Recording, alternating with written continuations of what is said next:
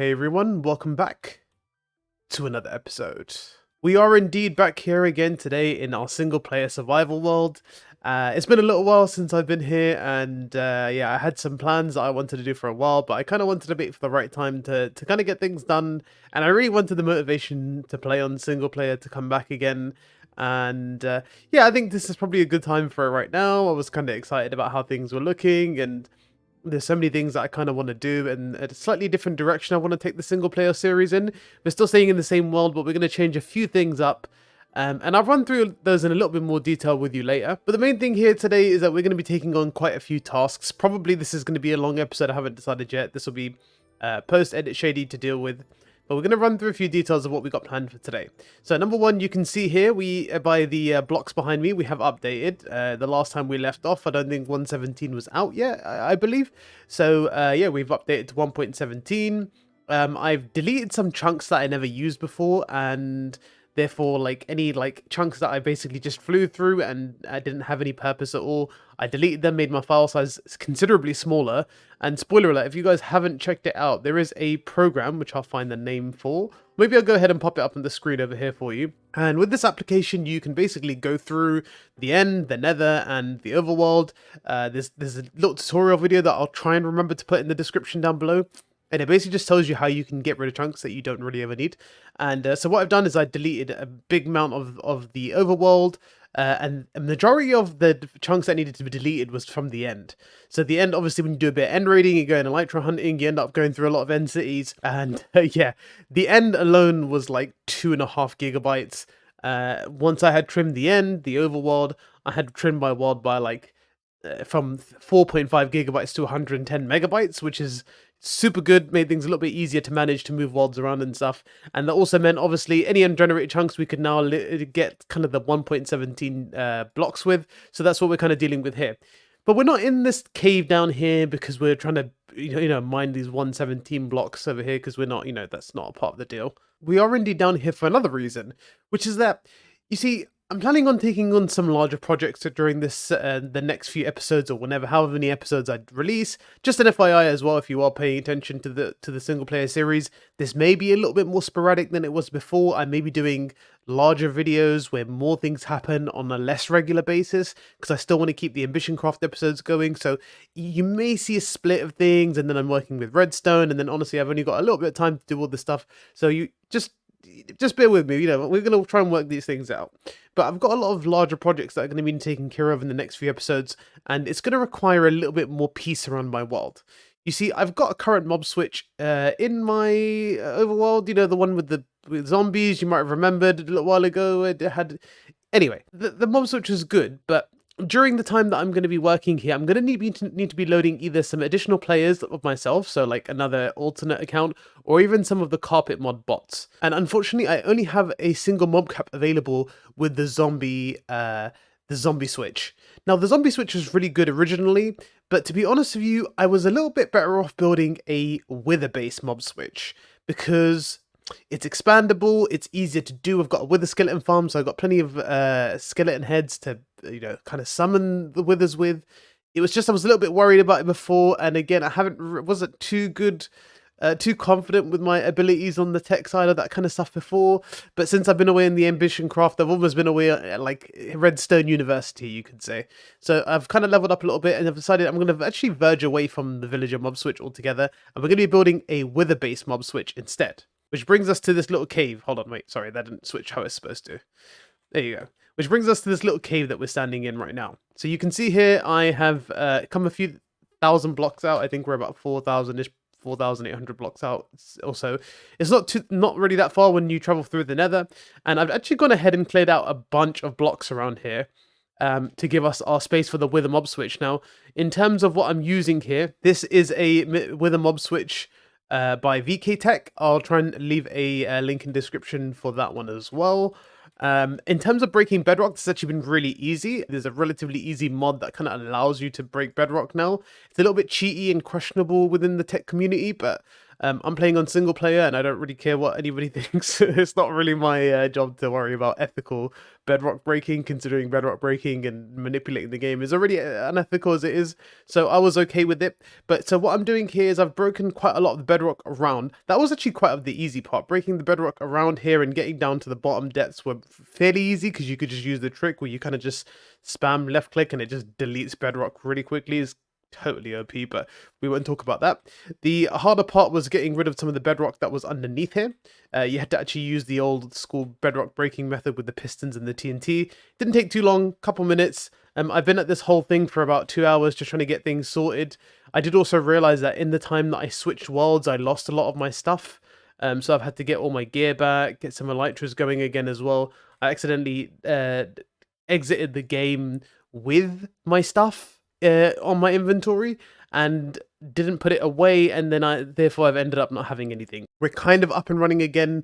We're going to be doing some more stuff later on that hopefully will make sure that we don't have to worry too much about getting gear in the future, but that's all good. So yeah, we started building the overworld mob switch here, and hopefully this should be done fairly quickly. The thing that I'm planning on doing next is going to be the same thing but in the nether. One of the things that I never actually did before was build a nether mob switch, which is something I did have planned but I never ended up doing. But I'm going to go ahead and use the same concept in the nether side as well. And we're going to try and make sure we're totally stress-free when we're working around now, because I can't really be bothered with mobs and dying and, you know, this, what is it? What am I? Freaking, is this Hermitcraft? I'm not going to have the death of I'm not going to have myself dying over here. So we're going to take care of all of these things with these mob switches and stuff. So what we're going to do is I've already set up this mob switch here. And if I go into spectator and we go right to the top, you can see I've already started laying out a portal for chunk loading. So I believe I've got that in the correct place of where it needs to be in terms of chunk loading. So I think the only thing I need to do here is going to be making sure that the player, the withers are in the cage. Now I've got all of the items and stuff that I need. I've got all the redstone stuff. And I've got the soul sand and the skeleton heads. This should be more than enough. I haven't calculated it yet, but this should be about 4 players worth of mob cap. We should be totally good, but yeah. So I'm going to crack on with this and we'll be back once I have built everything up. One quick warning as well, if you do see me switching from shaders to non-shaders, I'm working with Lightmatica, so obviously that's going to be a little bit of an issue. But yeah, just keep in mind that you might see sometimes I have shaders on, sometimes I have them off. Generally, I'm going to probably try and keep them on. So with that, the mob switch is pretty much up and running and looking good. Obviously, slight issue here is if you do kind of look around, it's a wee bit of a slideshow because it's a little bit a bit intensive on the game to have this many withers in one small location. Probably to have that many withers available in a render distance at all, to be honest. So we're good on that side. If we have a quick look on the top left, you can see our mob cap is currently 291, which is good. That means including the zombified villagers we have in our spawn chunks, which I might get rid of at some point, but we're going to leave them for a reason I'll explain in a minute.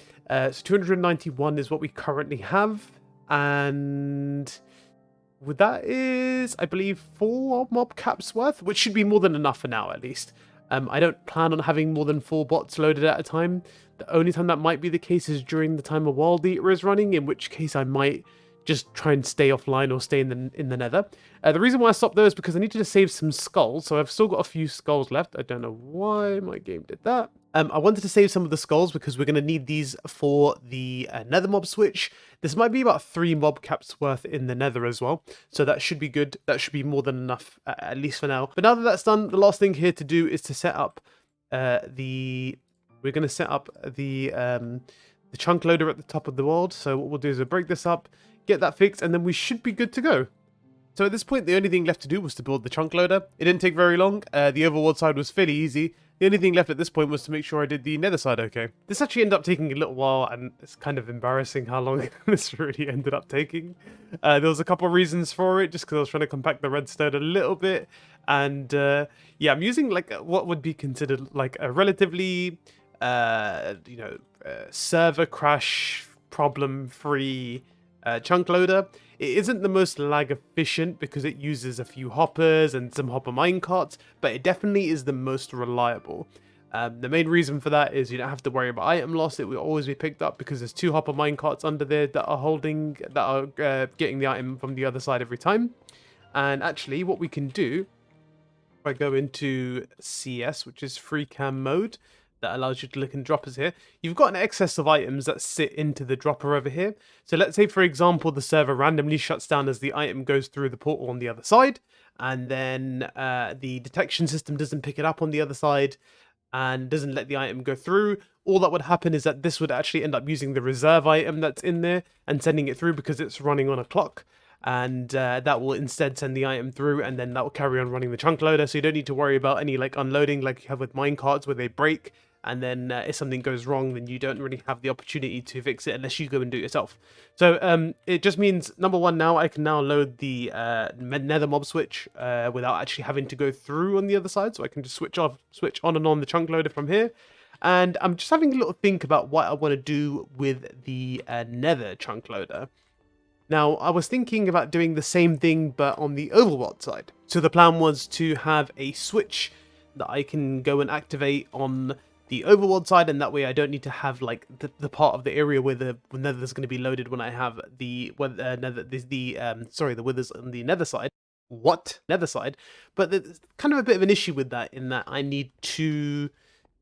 It's going to be a bit of a pain because we're going to have the nether mob switch be relatively far away enough where it's not loaded when I'm like flying around to certain parts of my world or in the certain parts of the nether. But also then that means that it's 8 times as far away in the overworld, which is definitely not ideal. Now, I could do where I have a bot spawn in and activate the chunk loader on the overworld side, so I can just spawn him in that one location. He can flip the switch, should I say, and then it'll be fine. But I don't think it's that much of an issue. I think I'd rather have it where I'd have it like somewhere over there, right?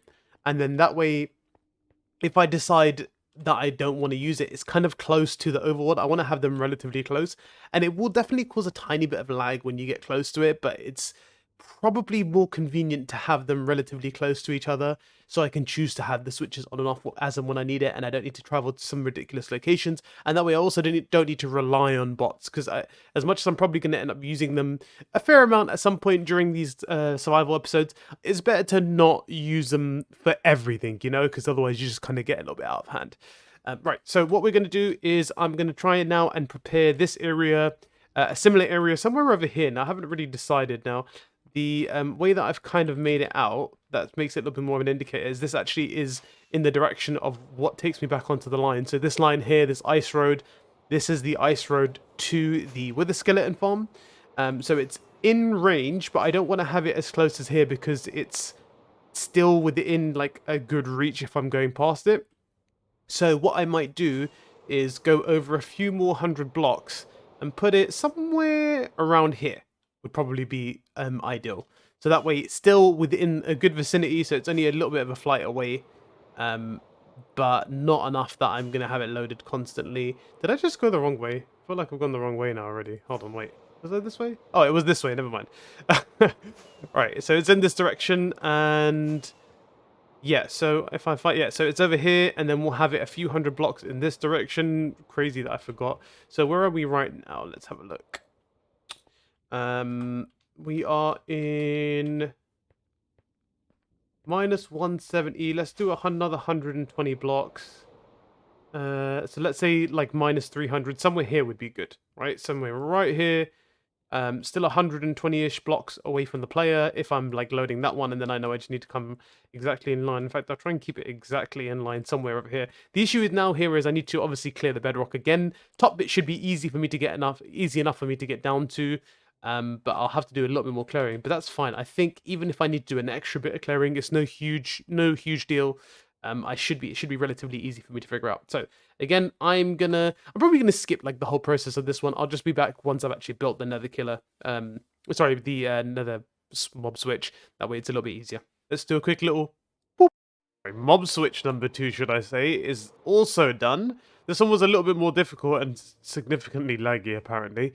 This one took a little bit longer because, well, this little bedrock formation here, I didn't really actually look like... I should have gone into creative and seen if I could have found a localized 3x3 bedrock that didn't have a lot of bedrock underneath it. And the trick I used to break the bedrock around was not, you can't use that like downwards or underneath or in any other kind of direction. So I had to use the old school format of breaking bedrock underneath. But it was okay. It eventually worked out okay. My main issue at the moment really is the fact that I don't have really enough with skeleton skulls to cover the mob caps that I want to cover. We've got, I believe it's 3 mob caps. Let's see, 140, and then yeah, about 3 mob caps worth of wither switch going on right now. Ideally, I want to have it so there's about basically like 1,000 withers in the local area, and that way I don't need to worry too much about anything. That's the idea. But either way, we're all good. We got ourselves the switch over here as well to turn it on and off. I've actually set up a bot, which I haven't got a command for right now, but I've set one up so I can quickly switch the mob switch on and off if I ever need it. But again, remember I said I didn't want to rely on it, but if I do, it basically loads the bot here. The bot I can just press the use function, and I can switch it on and off from there. And then again, it's not too far from the other switch here as well, so you can see we've got the overworld mob switch. The overworld mob switch also needs some work because I'm currently loading some bots for a project that I'll show you in a second, and I don't have enough of a mob switch for it, so I'll need to get on with that. The main reason I even started using the mob switch, or making the mob switch, was because I actually had a plan previously. Now, I can't delve too deep into the details maybe on this episode, because, well, I kind of want to save it. But maybe I should get into some details. Okay, let's go head over to the location, and maybe we can get into some bit of information. Maybe I should just tell you guys what's happening. I'll tell you what. Let's head over to the base, and I'll run through things in a bit more detail there. So we're actually here on my island. Obviously, those of you familiar enough with my single player series, you already know the island quite well. You know what it is. And, I had some plans for it to, kind of terraform it and have some, like, decoration. And then, obviously, I was going to use it for certain things. But after a little bit of consideration, and one of the reasons why I wanted to come back to the series again is because I wanted to take a slightly different approach to how things are going to be going on around here. Now, this island is cool, but unfortunately, with it being in an ocean, having a lot of random ticks going off, a lot of my original redstone builds are quite laggy because I didn't take into consideration a lot of lag. And every time I'm on the island, it's kind of rough to play on. It's nice to look at, I enjoy it, but it really isn't working out potentially how I really wanted it to. And therefore, I've decided that we're actually moving. And unfortunately, this is an end of an era. The base was served its function. I did a lot for it, but originally why I even decided to come on this Mushroom Island was because I didn't want to have mob spawning, but obviously now with the mob switch, it doesn't really make a difference anyway. And eventually when I upgrade the mob switch to maximum mob cap, even when I'm running a world eater and I'm using bots to load the area, it won't really make a difference.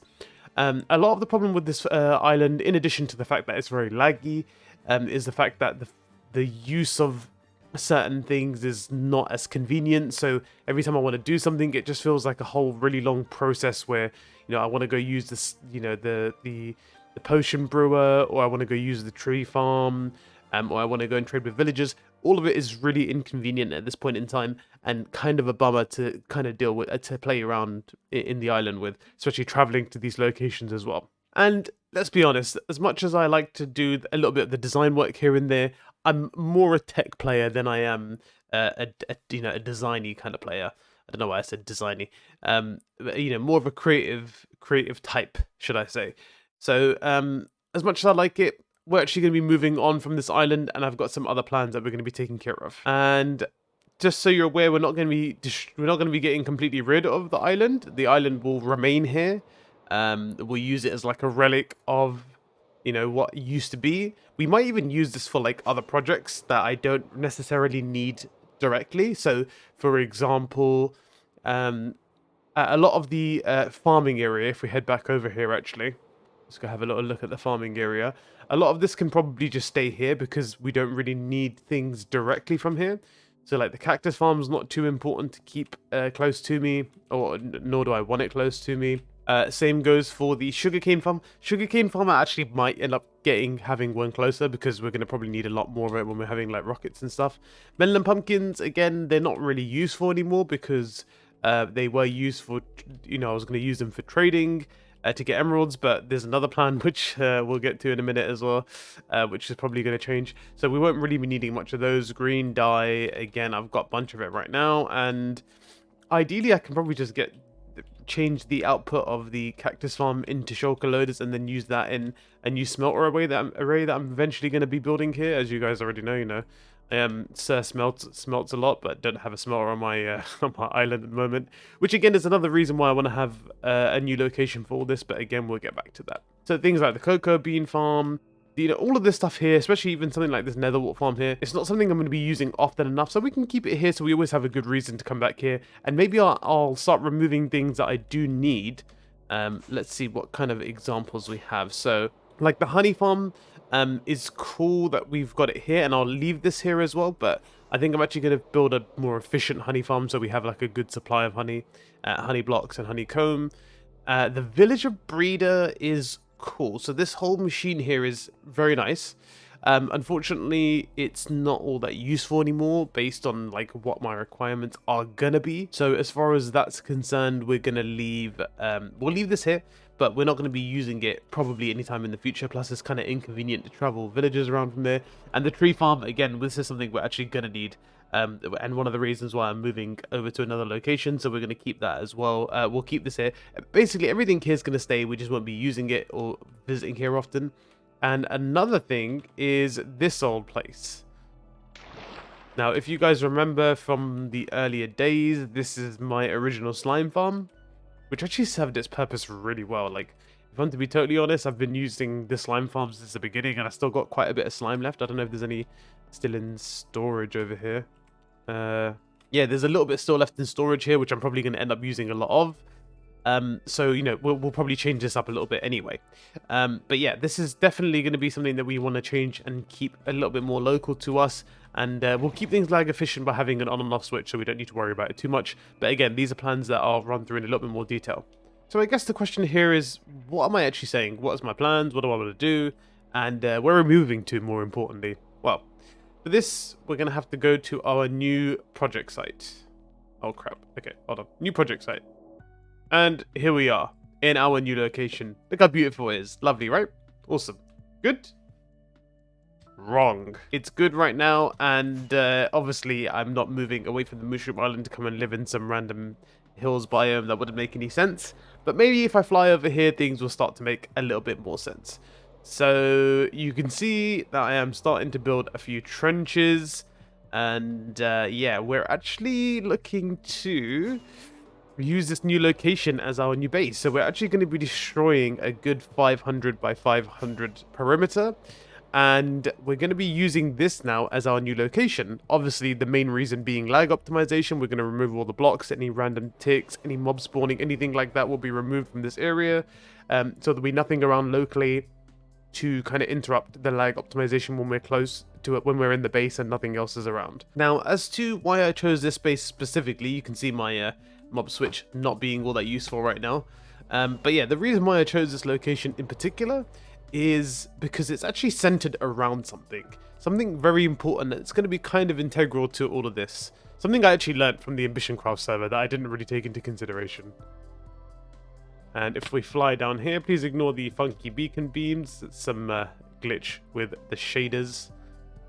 Now, again, as any of you might remember, this room, we're actually in the end portal room. And if I get rid of the slime right on top of us, we see the end portal. And essentially, this entire 500 by 500 perimeter is centered around that end portal. And the reason why that's important is for one main reason, and that is because obviously one of the projects that I had been doing was to remove the end island so we could have a nice location to house villagers, so we could have the easy trades and stuff like that. And obviously that's something that I never ended up taking into account, and I never ended up doing. And obviously with my previous location, you have to fly all the way down here, then you go through the import, or then you have to, if you want to trade, it's like a whole thing where it's just like so inconvenient. Like the thought of it was kind of like, the idea of what I originally wanted was to have things kind of localized on an island, and then that didn't kind of work out because things are still really far away from each other. And then when I was thinking about we're going to put the villagers available in the end, then I was like, I'm still going to have to travel to the end to do all that. Honestly, not particularly the best thing to have. Also, I've got a couple other plans that I really want to do, but we're going to get into all of those later on. I'm kind of excited for it, but we got a lot of work to do here right now. The main thing at the moment is that we're building those trenches. I've been spending the past like day and a half building those trenches. Like yesterday I spent the entire day just doing the 2 mob switches, which took a lot of time and effort in itself. Very glad that I did those though, because they were super important, and both of them needed to be done, because again we're going to be doing work in the nether also, and that's also going to require a lot of work. So lots of stuff that needed to be done that is now done, and that kind of lays the groundwork for me to be able to now take on the bigger projects that we need to do. Or what I say bigger projects, they're probably just like the more rounded, you know, the better projects that we probably need to do here. But anyway, I digress. The whole point of this whole conversation was that we're going to be doing some work here. So phase 1 of relocation has begun. RIP to the previous island. I don't want to say RIP because we will be using it for some other things at some point, and I'll make sure it doesn't completely end up, you know, out of the series altogether or out of my world. So again, we'll pick that up, but I think at the moment our main focus is trying to get this whole place sorted here. But I think with that, we'll leave it right there. Thank you very much for tuning into the episode. I know it's been a little while since we've made one. Hopefully I'll try and keep things somewhat consistent. Obviously, a couple other videos that are still due to be made, so you might still see a little bit of a break, but we'll be keeping up with the world. I've got loads of more stuff that I've actually probably already done at this point that I haven't really showed in the video, but we'll come back to it on the next episode. Like and subscribe, and I'll see you in the next one. Bye bye.